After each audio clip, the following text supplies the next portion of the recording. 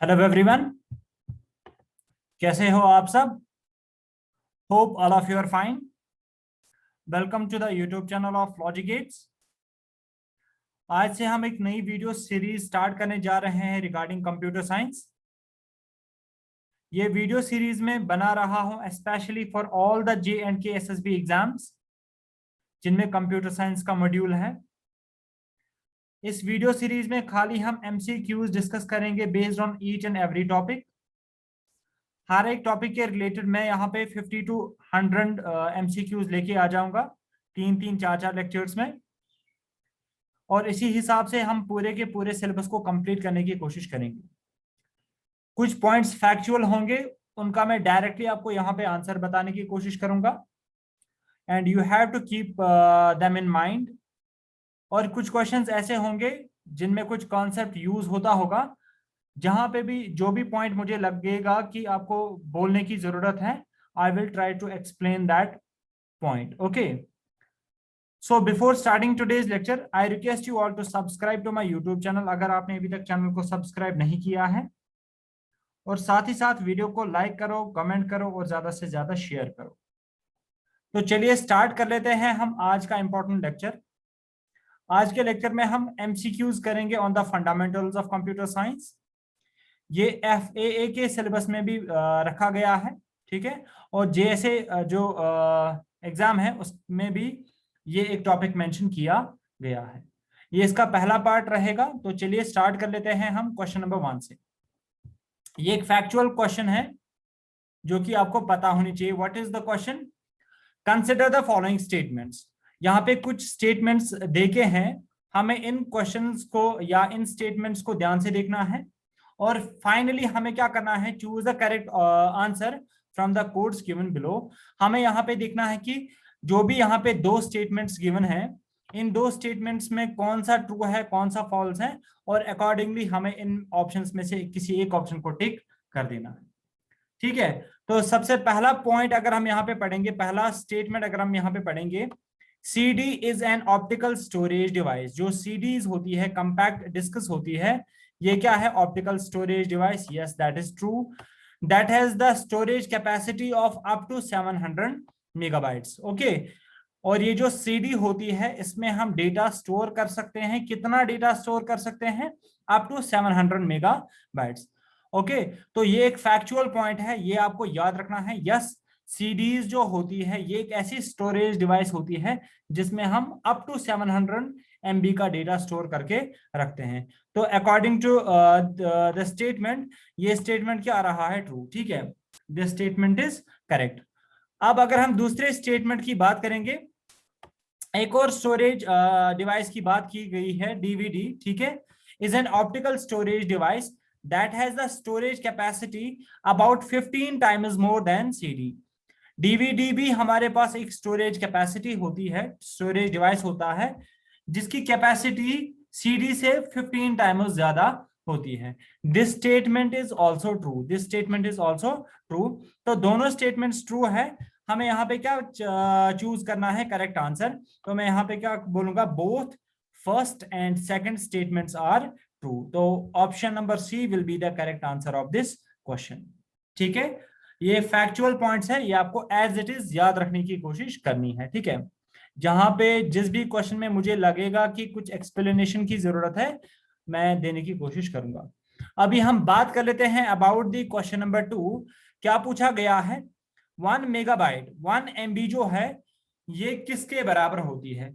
क्या ये 1024 KB के बराबर होती है? क्या ये 1000 KB के बराबर होती है? क्या ये 1024 बाइट्स के बराबर होती है? और क्या ये 1000 बाइट्स के बराबर होती है?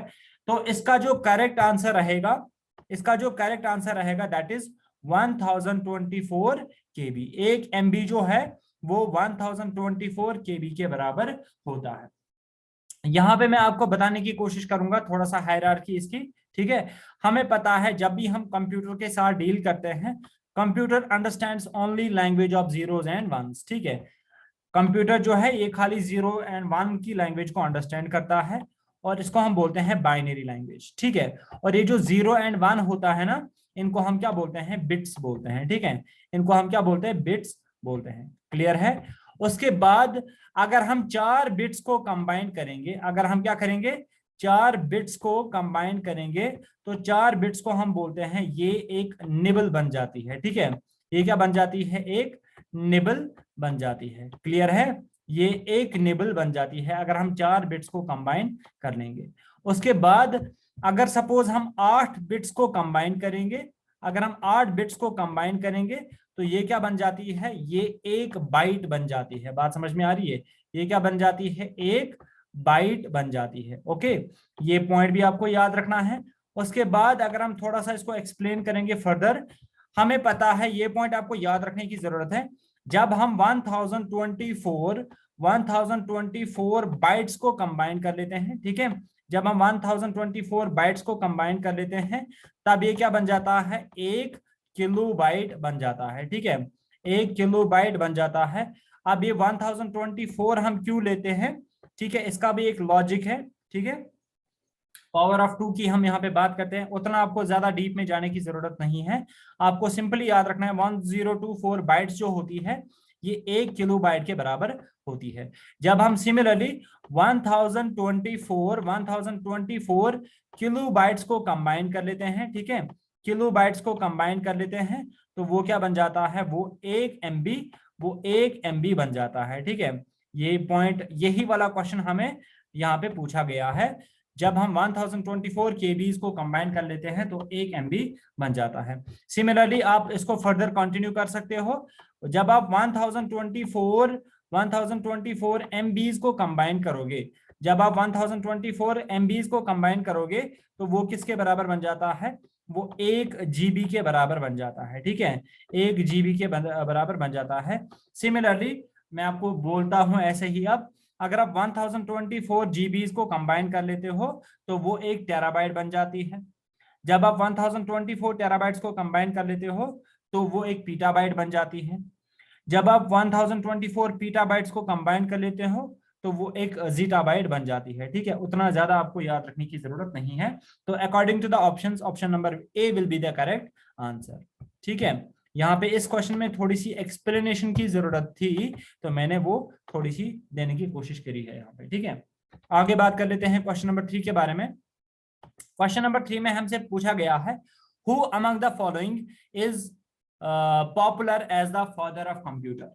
कुछ नाम यहाँ पे गिवन है, हमें ये बताना है कि इनमें से कौन सा, किसको हम बोलते हैं फादर ऑफ कंप्यूटर। ठीक है, ये बचपन से ही हम पढ़ते आ रहे हैं, Charles Babbage is considered to be the father of computer. ठीक है, तो option number A will be the correct answer. ये फैक्चुअल पॉइंट है, यहाँ पे आपको कुछ एक्सप्लेनेशन देने की जरूरत नहीं है, ये फैक्ट है, ये आपको एज इट इज याद रखना है। ओके ओके, तो उसके बाद अगर हम फर्दर आगे कंटिन्यू करेंगे, ठीक है, क्वेश्चन नंबर 4 को अगर हम अभी देखेंगे तो क्वेश्चन नंबर 4 में हमसे क्या पूछा गया है, which among the following is the shortcut key to open a new window. अगर हमें नई विंडो को क्या करना होगा, ओपन करना होगा, तो हम किस शॉर्टकट की का इस्तेमाल कर लेते हैं। ठीक है, चाहे आप वर्ड चलाते हो, एक्सेल चलाते हो, पावर पॉइंट चलाते हो, ठीक है, एक्सेस चलाते हो, जब भी आपको नया विंडो ओपन करना होता है तो हम क्या करते हैं, Ctrl+N का इस्तेमाल कर लेते हैं नई विंडो को ओपन करने के लिए। ये भी फैक्चुअल पॉइंट है, ये भी आपको याद रखना है। Ctrl+N इसका क्या बन जाएगा, करेक्ट आंसर बन जाएगा। So this was question number 4। अभी बात कर लेते हैं एक और क्वेश्चन के बारे में, क्वेश्चन नंबर 5। क्वेश्चन नंबर 5 में हमसे क्या पूछा गया है, consider the following statements. Again हमारे पास यहाँ पे 2 स्टेटमेंट्स आ रही है, हमें इन 2 स्टेटमेंट्स को देख के बताना है कि कौन सा ट्रू है कौन सा फॉल्स है, क्या दोनों ट्रू है या दोनों फॉल्स है। अकॉर्डिंगली हमें ऑप्शंस को क्या करना है, चूज कर लेना है। क्वेश्चन नंबर सॉरी, अगर हम स्टेटमेंट नंबर 1 यहाँ पे देखेंगे, one of the earliest known computation devices is abacus. ये फैक्चुअल पॉइंट है, that is very much true. जो पहले कंप्यूटेशनल डिवाइस, जो among the first computational devices जो है ना, उसमें एबेकस भी आता है। तो एबेकस एक अर्लीस्ट कंप्यूटेशनल डिवाइस है, ये एक ट्रू स्टेटमेंट है। और दूसरा यहाँ पे क्या है, French scientist Blaise Pascal has invented the first mechanical calculator. जो ब्लेस पास्कल है ना, इसने पहला क्या बनाया था, मैकेनिकल कैलकुलेटर बनाया था। ये भी क्या आ रहा है, ये स्टेटमेंट भी ट्रू आ रहा है। ठीक है, जो ब्लेस पास्कल है ना, इसने जो पहला मैकेनिकल कैलकुलेटर बनाया था उसका नाम पास्कलेन था। ठीक है, ये पॉइंट आपको याद रखने की जरूरत है। तो दोनों स्टेटमेंट्स ट्रू आ रहे हैं। तो अगर हम ऑप्शंस की बात करेंगे तो option number C will be the correct answer. Both 1 and 2 are correct. ठीक है, both first and second are correct. Clear है? तो होपफुली ये वाला क्वेश्चन भी आपको समझ में आ गया होगा, फैक्चुअल क्वेश्चन है। ठीक है, आगे बात करते हैं। क्वेश्चन नंबर 6 के बारे में बात करेंगे। क्या पूछा गया है? Which among the following is not an output device. इनमें से हमें देखना है कि कौन सा आउटपुट डिवाइस नहीं है। ठीक है, आउटपुट डिवाइस नहीं है। अगर आप ऑप्शन नंबर डी से स्टार्ट करोगे, एलसीडी मॉनिटर, हमें पता है मॉनिटर क्या है, आउटपुट डिवाइस है, तो ये तो इसका ऑप्शन नहीं हो सकता। ठीक है, ये तो इसका आंसर नहीं हो सकता क्योंकि ये आउटपुट डिवाइस आ रहा है। स्पीकर हमें वहीं से आवाज दे रहा है, तो ये भी क्या है, ये भी एक आउटपुट डिवाइस है, ये भी हमारा ऑप्शन नहीं आ सकता। प्लॉटर क्या है? ये भी एक आउटपुट डिवाइस है, बिकॉज इसमें से जिस तरीके से हम प्रिंटर की मदद से किसी चीज को प्रिंट कर पाते हैं, प्रिंटर क्या है, आउटपुट डिवाइस। सेम पैटर्न पे प्लॉटर भी क्या है, एक आउटपुट डिवाइस है। तो इनमें से इनपुट डिवाइस कौन है, आउटपुट डिवाइस कौन सा ऑप्शन नहीं है, that is option number 1। Bar code reader जो है ना, ये क्या है, ये एक इनपुट डिवाइस है, ये आउटपुट डिवाइस नहीं है। तो option number A will be the correct answer. Clear है? होपफुली ये क्वेश्चन भी आपको समझ में आ गया होगा। क्वेश्चन नंबर 7 के बारे में बात कर लेते हैं। Which among the following types of memories gets refreshed several times per second. Okay, हमें यहाँ पे 4 मेमोरीज ऑप्शंस में गिवन है। हमें देखना है कि इनमें से कौन सी मेमोरी ऐसी होती है जिसको हमें बार बार रिफ्रेश करना पड़ता है। ठीक है, जिसको हमें बार बार रिफ्रेश करना पड़ता है, और वो जो मेमोरी होती है ना, उसको हम बोलते हैं डायनेमिक रैम। ओके, उसको हम बोलते हैं dynamic RAM. Option number C will be the correct answer. Okay, तो ये क्वेश्चन भी होपफुली आपको क्लियर हो गया होगा। आगे बात कर लेते हैं क्वेश्चन नंबर 8 के बारे में। बहुत ही इंपॉर्टेंट क्वेश्चन है। Which among the following is a permanent storage device. Which among the following is a permanent storage device. ठीक है, तो अगर मैं आपको बोलूंगा क्या रैम परमानेंट स्टोरेज डिवाइस है, रैम जो है ना, ये परमानेंट स्टोरेज डिवाइस नहीं है। व्हाई? बिकॉज जब हम कंप्यूटर को ऑफ कर लेते हैं तो इसका जो डेटा वो भी क्या हो जाता है, इरेज हो जाता है। सेम किस्सा किसके साथ होता है, फ्लैश ड्राइव के साथ होता है। तो ना बी है ना सी है। ठीक है, तो डी के आने के चांसेस ही नहीं है। तो इसका करेक्ट आंसर क्या बन जाएगा, ऑप्शन नंबर ए। अब मैं इसको थोड़ा सा एक्सप्लेन करके भी आपको बताने की कोशिश करूंगा कि रोम होती क्या है। ठीक है, रोम stands for read only memory, इतना तो हमें पता होता है। अब ये रोम कहाँ पे यूज किया जाता है? ठीक है, जब भी आप कोई भी डिवाइस खरीदते हो, ठीक है, चाहे लैपटॉप हो, मोबाइल हो, ठीक है, even NIC network interface card, ठीक है, जो भी आप इलेक्ट्रॉनिक डिवाइस खरीदते हो ना, उनमें एक नंबर का इस्तेमाल किया जाता है, उनमें एक एड्रेस का इस्तेमाल किया जाता है। उसको हम बोलते हैं फिजिकल एड्रेस और मैक एड्रेस। ठीक है, जो वो मैक एड्रेस है ना, वो कहाँ पे स्टोर किया जाता है, वो इसी रोम के अंदर स्टोर किया जाता है। ये बहुत ही छोटी मेमोरी होती है जिसमें हम क्या करके रखते हैं, जनरली मैक एड्रेसेस को स्टोर करके रखते हैं, फिजिकल एड्रेसेस को स्टोर करके रखते हैं। ठीक है, इसको हम बोलते हैं रीड ओनली। इसका जो डेटा होता है ना, इसको हम बार बार चेंज नहीं कर सकते हैं। ठीक है, तो ये क्या बन जाती है, ये एक परमानेंट स्टोरेज डिवाइस बन जाता है। ठीक है, होपफुली ये क्वेश्चन भी आपको अब समझ में आ गया होगा। आगे बात कर लेते हैं क्वेश्चन नंबर 9 के बारे में।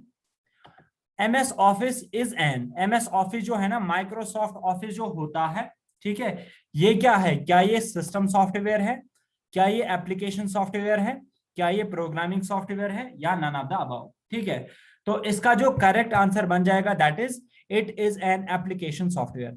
अब एप्लीकेशन सॉफ्टवेयर होता क्या है, ये वो सॉफ्टवेयर होते हैं ना जो हमारे कंप्यूटर को रन करने के लिए इंपॉर्टेंट नहीं है। हम ऐसे सॉफ्टवेयर्स को तभी इंस्टॉल करते हैं जब हमें इनकी नीड होती है। फॉर एग्जांपल, एमएस ऑफिस की ही बात करोगे, अगर आपको एमएस ऑफिस की नीड है, then only you need to install it in your computer. ठीक है, अगर आप इसको इंस्टॉल नहीं भी करोगे, कंप्यूटर की परफॉर्मेंस पे कोई फर्क नहीं पड़ेगा। ठीक है, ओके, तो इनको हम क्या बोलते हैं, एप्लीकेशन सॉफ्टवेयर। लाइक जो आप गेमिंग सॉफ्टवेयर यूज करते हो, ठीक है, वो भी क्या होते हैं, वो भी एप्लीकेशन सॉफ्टवेयर ही होते हैं। ठीक है, चाहे आप उनको इंस्टॉल करोगे नहीं करोगे, कंप्यूटर की परफॉर्मेंस पे कोई फर्क नहीं पड़ता है। और उसके बाद अगर मैं यहाँ पे आपको सिस्टम सॉफ्टवेयर भी बताऊंगा होता क्या है। सिस्टम सॉफ्टवेयर्स वो सॉफ्टवेयर्स होते हैं ना जो इंपॉर्टेंट होते हैं for the proper functionality of the computer, like operating system, ये एक सॉफ्टवेयर सिस्टम सॉफ्टवेयर है। लाइक वही हमारे पास होता है असेंबलर्स होते हैं, हमारे पास कंपाइलर्स होते हैं, ठीक है। तो ये क्या होते हैं, ये इनको हम बोलते हैं सिस्टम सॉफ्टवेयर्स, जिनको हमें कंप्यूटर में इंस्टॉल करना ही करना पड़ता है for the proper functioning of a computer, ठीक है। बात समझ में आ रही है। प्रोग्रामिंग सॉफ्टवेयर्स वो सॉफ्टवेयर्स होते हैं जहां पे हम प्रोग्रामिंग कर पाते हैं, ठीक है, जहां पे हम प्रोग्राम्स लिख पाते हैं, ठीक है। तो एमएस ऑफिस में तो हम प्रोग्राम नहीं लिखते हैं, ठीक है। तो option number B will be the correct answer. MS Office क्या है, एक एप्लीकेशन सॉफ्टवेयर है। क्लियर है। आगे बात कर लेते हैं क्वेश्चन नंबर 10 के बारे में। क्वेश्चन नंबर 10 में हमसे क्या पूछा गया है, which among the following correctly defines the term home page, ठीक है, home page of a website. Home page अब होता क्या है, जब आप किसी भी वेबसाइट को ओपन कर लेते हो, जो पहला पेज वहां से निकल के आ जाता है ना, उसको हम बोलते हैं होम पेज। और होम पेज को हमें यहाँ पे थोड़ा सा डिफाइन कर लेना है, तो मैं डायरेक्टली आपको इसका आंसर बता देता हूं। होम पेज को कभी कभी हम लैंडिंग पेज भी बोलते हैं या फर्स्ट पेज भी बोलते हैं, ठीक है। तो according to the options, option number D will be the correct answer. Home page को हम क्या बोलते हैं, लैंडिंग पेज या first page of a website भी बोलते हैं, ठीक है। तो option number D will be the correct answer. Factual point है, याद रखना है। क्लियर है। आगे बात कर लेते हैं क्वेश्चन नंबर 11 के बारे में। एक इंपॉर्टेंट क्वेश्चन है जहां पे डाउट आपको आ सकता है। एक प्रोसेस होती क्या है, मैं आपको थोड़ा सा एक्सप्लेन करके बताने की कोशिश कर लेता हूं प्रोसेस होता क्या है। मैंने आपको अभी बताया, जब हम एप्लीकेशन लाइक अगर हम कोई भी प्रोग्रामिंग सॉफ्टवेयर इंस्टॉल कर लेते हैं, लाइक मैंने से टर्बो सी को मैंने इंस्टॉल कर लिया, ठीक है। टर्बो सी, जो कंप्यूटर साइंस के स्टूडेंट्स हैं उनको अच्छे से समझ में आ जाएगा। मैंने टर्बो सी कंपाइलर जो है ना या सॉफ्टवेयर मैंने इंस्टॉल कर लिया। अब टर्बो सी में हम क्या करते हैं, प्रोग्राम्स लिखते हैं, ठीक है। अगर हमें कोई भी प्रोग्राम लिखना होगा, अगर हमें कोई भी सॉफ्टवेयर बनाना होगा सी में, सपोज उसके लिए मैंने क्या किया, टर्बो सी कंपाइलर का इस्तेमाल कर लिया। ये क्या है, ये एक प्रोग्रामिंग सॉफ्टवेयर है, ठीक है। अब जैसे ही मैं प्रोग्राम लिख रहा हूं, ठीक है, प्रोग्राम को लिखने के बाद जैसे ही मैं इसको सेव करके रखता हूं, जैसे ही मैंने इसको क्या कर लिया, सेव कर लिया, और ये जो है ना ये प्रोग्राम जो है ये कहाँ पे सेव हो जाता है, ये जनरली हार्ड डिस्क के अंदर या सेकेंडरी स्टोरेज डिवाइस के अंदर क्या हो जाता है, सेव हो जाता है, ठीक है। ओके। जो भी प्रोग्राम हमने यहाँ पे लिखा, जब हमने इसको सेव किया, सपोज हार्ड डिस्क के अंदर, हार्ड डिस्क के अंदर हम इसको क्या बोलते हैं, हम इसको बोलते हैं प्रोग्राम, ठीक है। हम इसको क्या बोलते हैं, हम इसको बोलते हैं प्रोग्राम। ओके। अब जब कभी भी मुझे इस प्रोग्राम को क्या करना होगा, रन करना होगा, एग्जीक्यूट करना होगा, तो हमें ये प्रोग्राम हार्ड डिस्क से उठाना पड़ता है और कहां पे लाना पड़ता है, प्राइमरी मेमोरी के अंदर लाना पड़ता है, ठीक है। सपोज हम बोलेंगे रैम, ठीक है, प्राइमरी मेमोरी मींस रैम, ठीक है।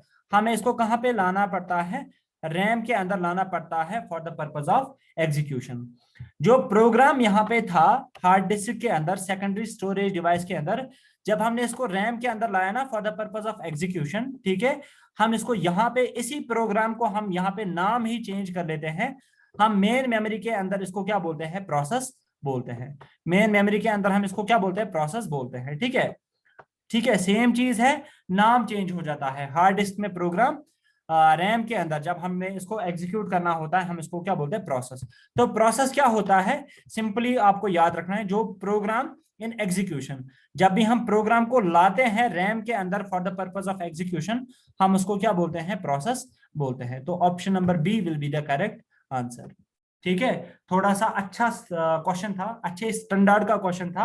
होपफुली ये क्वेश्चन भी आपको समझ में आ गया होगा, ठीक है। आगे बात कर लेते हैं क्वेश्चन नंबर 12 के बारे में। क्वेश्चन नंबर 12 में हमसे पूछा गया है, what is the smallest unit of information.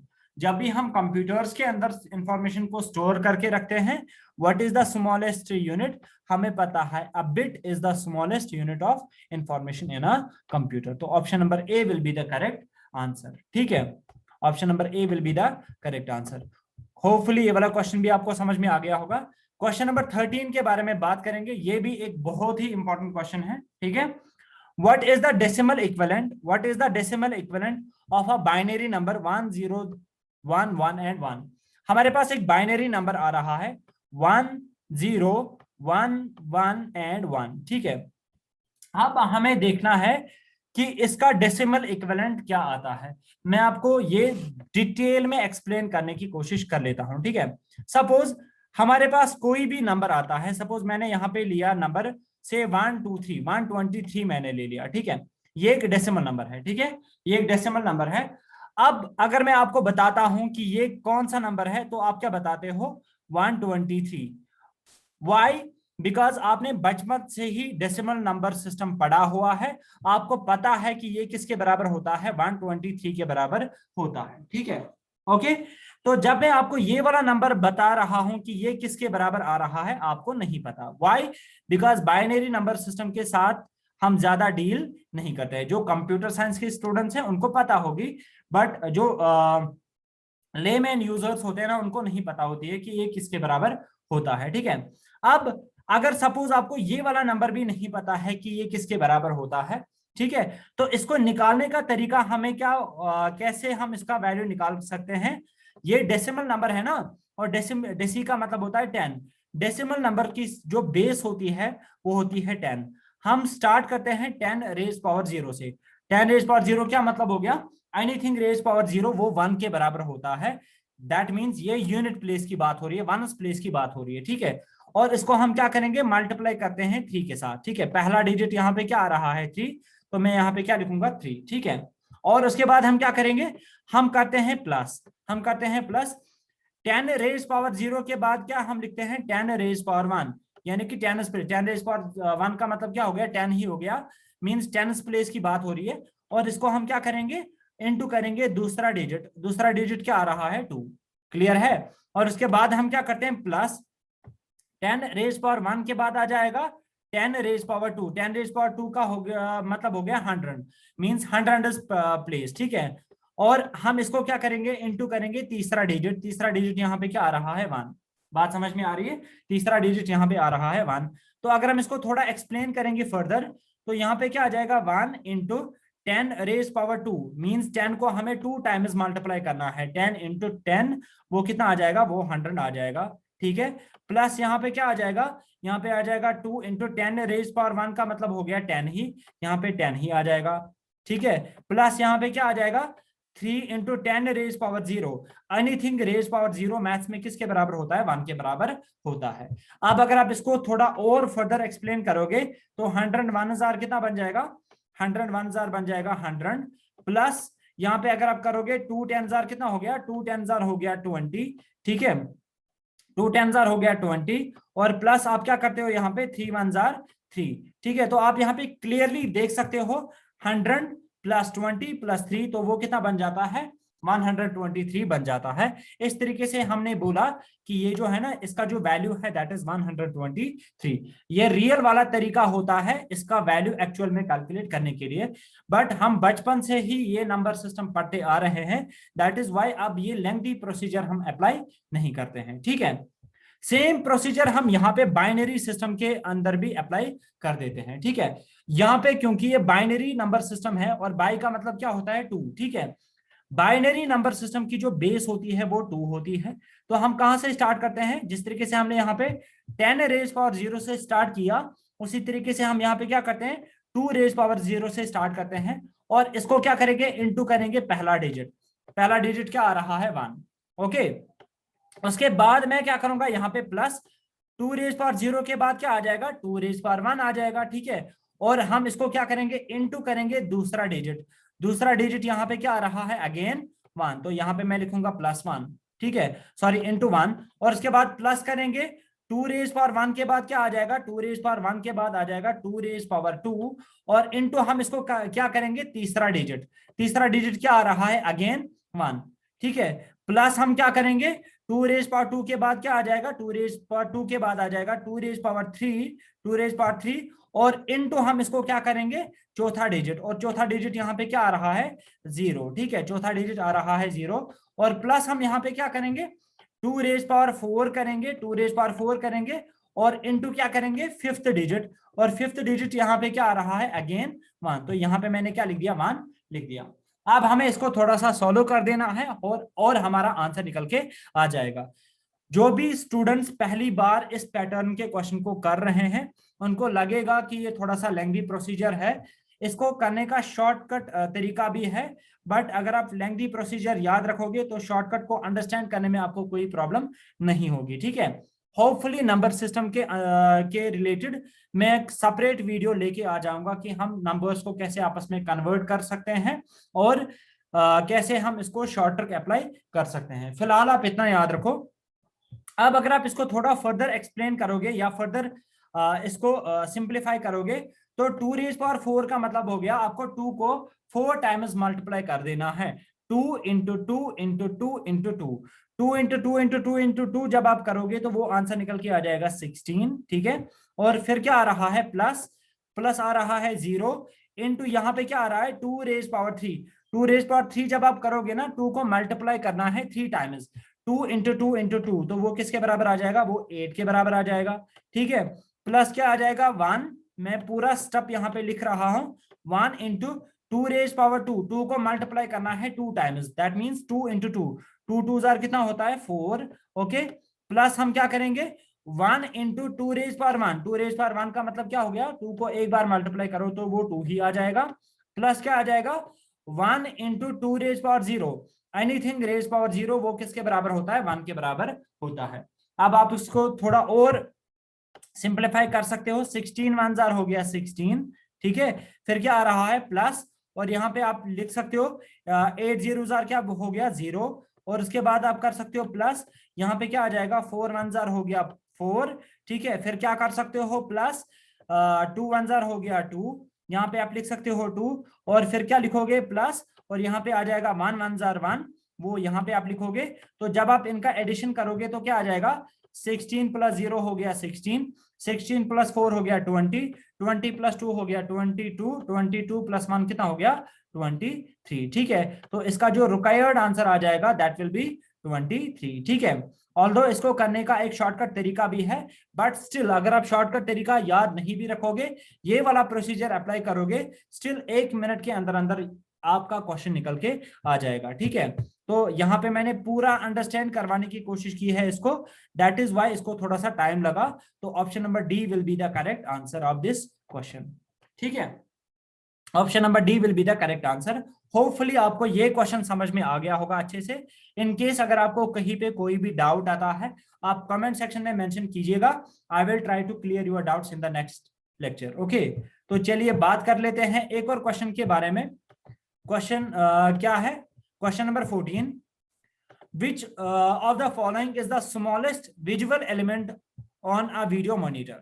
हमें क्या बताया जा रहा है, जो हमारा वीडियो मॉनिटर होता है, सिंपली जो हमारा डिस्प्ले डिवाइस होता है, उसमें सबसे स्मॉलेस्ट विजुअल एलिमेंट क्या होता है, उसको हम बोलते हैं पिक्सल। क्या बोलते हैं, पिक्सल।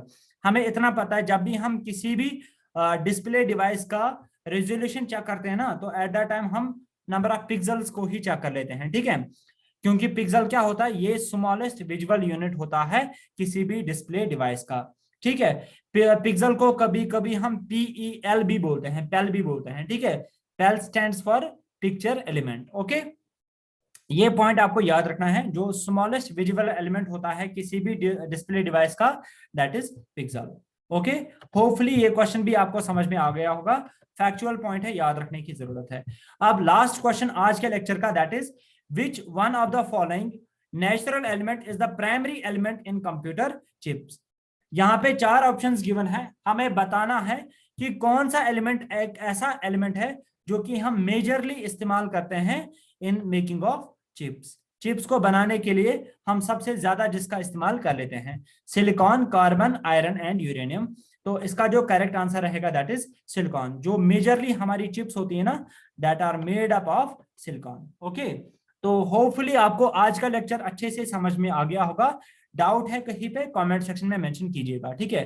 तो आज के लेक्चर में हम इतना ही रख लेते हैं। कल के लेक्चर में क्वेश्चन नंबर 16 से कंटिन्यू करूंगा, fundamentals of MCQs of fundamentals of computer science, ठीक है। तो मिलते हैं कल के लेक्चर में। Till then take a very good care of yourself and thanks for watching this lecture.